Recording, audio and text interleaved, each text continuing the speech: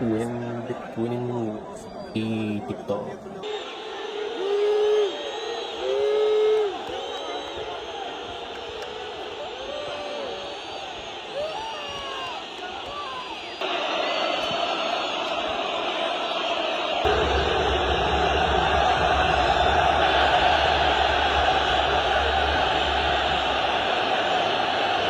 فضيحة من عيار ثقيل في ملعب الجزائر. تخيلوا معايا فريق جزائري يخوض مباراة ضد فريق افريقيا.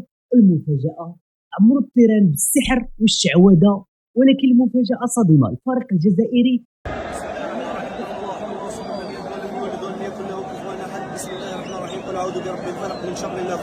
مباراة بين مولودية الجزائر وفريق افريقيا وسط اجواء غريبة. مشجعين ومسؤولين جزائريين غادي يدعوا ان الفريق الافريقي مارس السحر ضدهم. الحل بالنسبه لهم هو السحر المضاد.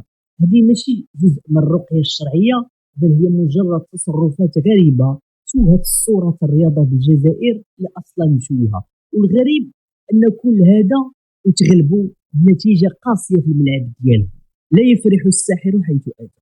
الفريق الافريقي واستخدام تكنولوجيا متطوره. في الوقت اللي الجزائريين مشغولين بالسحر والشعوذه، الفريق الافريقي كان يستخدم الذكاء الصناعي لتحليل المباراه، استخدام تكنولوجيا وبيانات لدراسات الخصم الجزائري. والنتيجه فوز نظيف ومستحق. كيفاش سمحت الكاف بمثل هذه الممارسات في ملعب كره القدم؟ ماذا لو كان رشا الماء بمواد خطيره ولا سامه؟